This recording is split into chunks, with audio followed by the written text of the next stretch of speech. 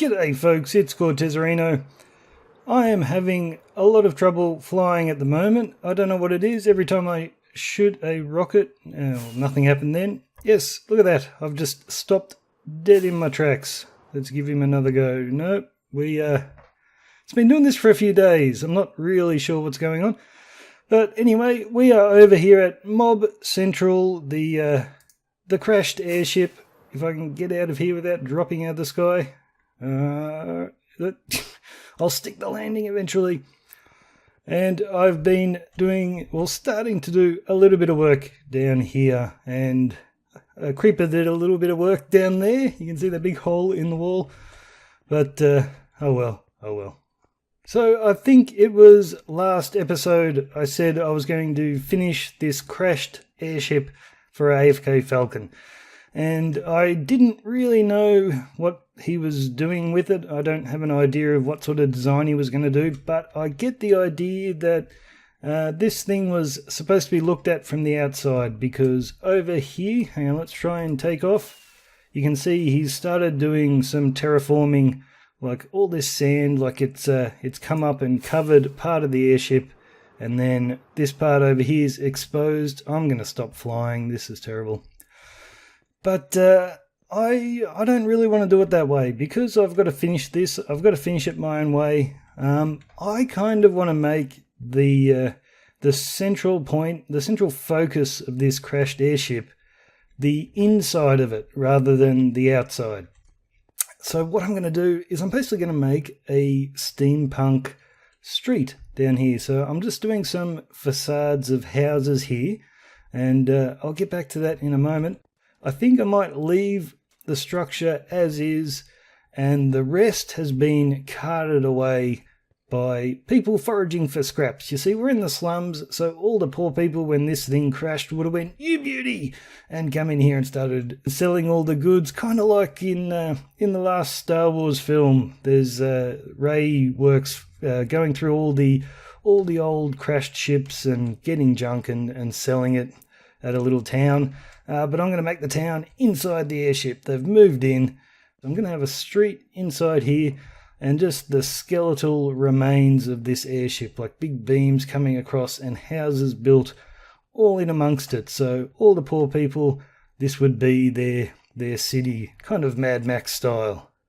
Now, I like the idea of doing a city street in here, because I can do really cramped houses, like all cramped together and looming all over the place, and just built in really crazy areas. And I've got a big enough space that I can put in a fair bit of detail, but it's also small enough that I'm not going to be building this forever. You know, it's a project that'll take a few months, but I can pick away at it. But the first thing I wanted to do, and what we're going to do today, is I need to cover up my tree farms. So that's where we're starting before we do anything else, like putting in the roads and all of that. And look at these mobs. They are pestering me the entire time. So I'm just building up a house here. Now that looks pretty big for a slummy sort of scrappy house, but it's going to be multiple houses. So that's one, and I'm going to build it up a bit higher to cover up that section. And then you can see right next to that, where I've started building with some stone, that's going to be another house right next to it. And then another one right next to it. It's just like a really, really cramped street. So I haven't figured out any of this on creative. Usually when I build a house, I'd go on to creative, figure it out, and then plonk it down in the landscape. But this one, because I'm building into a pre-existing sort of feature here, I'm just making it up as I go along. It's all in survival, and let's just pray I don't get a creeper jump down on my head while we're doing it. Beasties everywhere here. Let's have a nap. Okay, I've just made a bit of a supply run here, but flying is still a bit of an issue. Can we even get out of here? Not really. So we're not quite done yet. I've still got to get up to the top there, and we've still got the third house to do, but I thought I'd stop now just to show you what I'm up to. I'm just about to begin putting in the road, the little street that we're going to have in the middle of this crashed airship. So I've just laid down some slabs to make it a bit easier for myself, and I'm going to use jack-o'-lanterns for lighting in the road, and I've got plenty of stone, and we'll just do a cobblestoney sort of road there. And I like how it's turning out so far, but I need to differentiate the different areas of each house a bit more, because this is a pretty big house and I want this to be a real slummy area.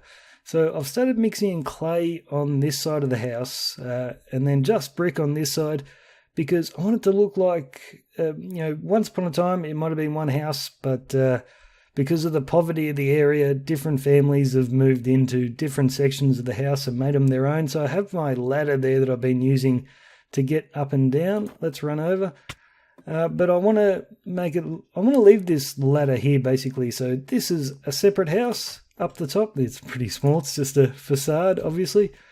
So that little section up there, that's a separate house. Down here, this will be a separate house as well.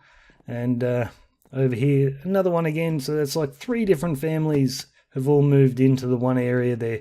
So I'm going to use, when I start decorating, which I'm about to do in a minute, I'm going to run around and just add some little details here and there. I want to use those details to say, well, this family is hanging their washing up on their windowsills and this family doesn't, and just stuff like that. So I'm going to run around now and just throw in a few details. It won't be complete. I just want to add a little bit to it. Then we'll probably do this section of road, and then underneath here, I'm not going to be using this area down here, so I'm going to go and half slab the entire thing so we don't have beasties constantly there. And I'm going to have to get up there and do some lighting too, because the creepers are driving me mad. So I'm going to run around, do some detail, finish the road, do some half slabbing, and then we'll see what we're going to do next. I wanted this thing to be a bit of a rabbit warren, so I think I've succeeded. I keep getting lost in the thing. There are so many places to go. My little houses here. Here's my ladder. But you can run all over the place. It's pretty cool. Now, I was going to back up there and have a closer look, but there's beasties everywhere. I might just switch into my camera account and then we can fly around a little bit. So I haven't finished all the detail I want to finish yet, but I've just done a bit of a flyby and put some stuff in. So, yep, we'll step back and have a look. So it's definitely beginning to come to life a little bit more. So I've put the road in. That's the style of path I'm going to be using, and I don't think I'm going to make it any wider than that, and I'll probably make it pretty windy as well. So when I start building the structure, like the kind of like the rib cage of this crashed airship, I'm going to have ribs coming down into the road, and the road sort of has to wind around them a little bit, and there'll be houses built in all amongst those ribs. Now, this design I'm doing here, and like I said, I've still got a third building to go on the edge. I've actually based this off a photo of a Victorian house that I have, and it's all one big house, but I'm breaking it up, making it look like separate houses. And I figured by doing that, they wouldn't look unusual next to each other, because the architecture is basically meant to be all one house, and so it sort of fits together in a weird sort of way. But they're obviously different houses. Also, to make it look more slummy, I didn't want to have like straight lines. Like you see this roof right here, this is a straight line. I'm going to change that up a bit, but everywhere else, it's all higgledy-piggledy all over the place. Like it's falling down a bit dilapidated, and I think that looks really, really cool. So I've thrown in some lights here and there, just the glowstone lanterns. I still probably don't have enough here. It's a bit of a spawning area. Oh, another difference for this house compared to the one right beside it. This one has shutters on its windows. You can barely see those ones there, whereas this guy doesn't have any at all. And I've got some crates stacked down here, and then this one over here, he's doing something with hay bales. I've set up a bit of a command center. This one's actually a house. It does have an inside. It's not just a facade like the other ones. And as we come up over here, this balcony here is going to be part of the house that I haven't built yet, and he's going to be doing a bit of farming up here, so I've just planted some potatoes. So still lots of work to do, but I think we're well on our way. So you might remember a while ago, BC was just down there in my base and he got blown up by a creeper. I found the spot. It was a light level of 7 over here somewhere, because I've got lights underneath these pistons because they're transparent blocks. The light can shine up through. But when I was building Backup's bedroom, I'd knocked out the torch that was on the side of that piston. So yeah, that's where he came from. Anyway, I'm taking a bit of a break from that project because it is redstone time. So we're going to grab my shulker box, and I don't think I've shown this feature of my storage room before, because in my old storage room, like I'd start putting down a whole bunch of shulker boxes, and then I was constantly running into them while I was moving around the storage room. So now I just lower the floor a bit, and I can put up to 5 in there and grab all my goodies. And we'll just grab a little bit of stuff now, and I need some iron. And when I was done, I could just push the other button and it'll break all the shulker boxes. And yeah, it's pretty cool. And I did it with a really easy little trick here. I'll just set it up. So 2 blocks like that with torches on each side. And look at that, I'm triggering stuff now. Just like that, and I'll grab some buttons. So I'll put a button on each side here, just like I've got my 2 buttons over there. So you push one, the torches change, and there's a good little demonstration. Push the other one, and you can keep pushing on this side and nothing happens. You have to push from the other side and it just changes back and forth. Wow, I thought I had a beastie. Anyway, let's break that. Now the project we're going to do is one for Hodag, and it's not really a project, it's just he asked me for something for his note blocks. He asked me a little while ago, and I got onto a creative world and figured something out. Oh man, I'm not flying very well. Is this going to load up for me? So anyway, we're headed over to Hodag's little note block shop, and I'm probably not going to have a lot of room to build this. I might have to build it outside, and it'll look a bit nasty, but look at my flying. It'll look a bit nasty, but it's not a permanent thing. Oh, actually, I might have space in here to build it. Anyway, basically he wanted, for his big note block contraptions, he wanted to be able to send a signal round and round, and then like the 2nd or 3rd time it goes round, it shoots off in another direction and just plays a different tune or something. I don't really understand it, but let's get my redstone box out and we'll build it for him so he can see how to do it.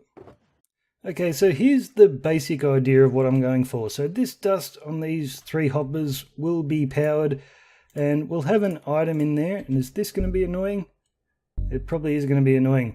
It's going to go round and round, but when the dust is powered, it's going to stop. Let's just power that so we're not constantly listening to that thing.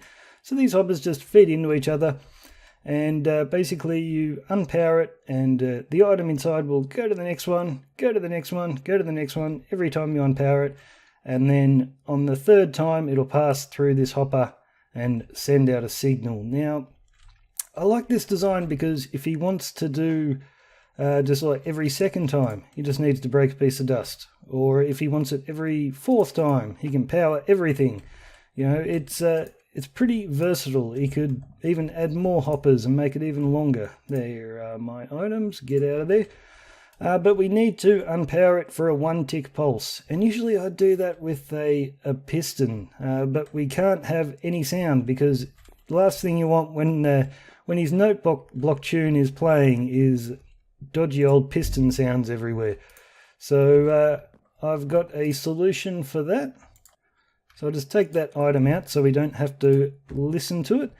So basically we'll have a block there, a block here, and this is how you do a 1-tick pulse with redstone. So it's silent. We put a torch on the side, dust up onto that, and we'll do a repeater, I think on a 2-tick delay, and that allows for a 1-tick pulse. So we'll put our item back in here. So it should be every 3rd press of the button, he'll get a signal out in that direction. 1, 2, 3. There we go.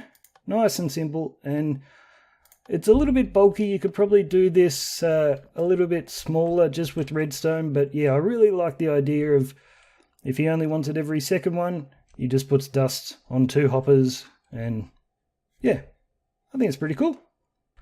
But yeah, it's not going to stay there in his shop. It's kind of in the way at the moment. That's just so he can come along and have a look at the design. So when he wants to use it, he knows how to build it. I think he's actually waiting, hoping that there's an update for note blocks so you can get longer notes. That'd be pretty cool. So we're about to head back to the crashed airship, and I've done a bit of work on it, but I just wanted to show you these 2 houses here. These are the houses above my base. Now, over at the crashed airship, I'm building houses that are really, I think I used the word higgledy-piggledy, just all over the place. And they're a lot like this house here.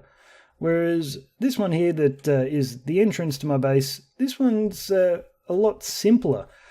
But I think it actually looks better because when you start putting in too much detail like that, you sort of, it loses something and becomes too busy. Whereas the simple ones, you can just add a little bit of detail like I've done with the fences there. And I think it looks a lot better. So I've been working on the 3rd house, but I've done it more in the style of this simpler one. And I'll take you over there and we'll have a look. So I've still got a bit more to do around this area, covering up that iron. But I've put the new house in, and you know what? I might switch into my camera account so we can fly around and have a look better look at this thing. And night is starting to fall, but I think there's enough light here that we can still have a good look at it. So remember I said I wanted the front of the ship to be like an industrial zone where they're using all the scraps they've collected from this airship and building some crazy creations. So I wanted the 3rd building here to look a bit more industrial. So I've got a huge wheel on the side there and a big old industrial chimney around here. And don't ask me what any of that does. I haven't thought that far ahead. It's just for decoration. Come on. So I've still got a lot to cover up around the side. We'll have to keep building there. But this side is nearly done. And this one's an actual house. It's not a facade like the others. There are rooms in here, and I can make my way all the way to the top with the ladders. And the entrance to our oak tree farm is right here. But because the house is right there, I might build a proper entrance to it, so we're not just going into a trapdoor. But anyway, I think this one looks really good. Like, I'm probably still going to detail it with a few things, but I don't know. I don't think it really needs that much. I'll probably put a few fence posts in like that, but otherwise, yeah, I think it's looking really good. And I've also done a little bit of work clearing out the mobs. Because when I was building this, underneath this road it was pretty dark and all the beasties were gathering down below and it was getting a bit scary. I didn't want to fall off and into them. So I've been doing a tiny bit of half slabbing around here. Like, I'm not going to be able to fill in all this area that we're not using. So I'm just half slabbing, and there's plenty of areas yet where I haven't been, but yeah, I've got a little bit more work to do. And this area down here, Falcon was building something, so I just slabbed it for the moment. I might come back and use it for something else later. And I've still got all of this area to do, but you can see I've started getting it ready for the half slabbing. And these walls are going to be a bit of a pest to do, but it's got to be done. And right up the top there used to be beasties absolutely everywhere dropping down on my head. But I've gotten rid of all the spawning spaces where you can see that black wool. I've just continued Falcon's design all the way along and made some bits up for myself. So we're pretty good for spawns at the moment up here. I don't have to worry too much about getting myself killed. And I just realised I left my redstone shulker box over at Hodag's shop, so I'm going to have to go back for that. So I'm going to leave it here for the episode, guys. Let me know what you think. Do you like it? There's a lot more to go, but this thing is going to look really sweet once I start getting all the other buildings in. So cheers from me, guys. I'm Cortezerino. See you later.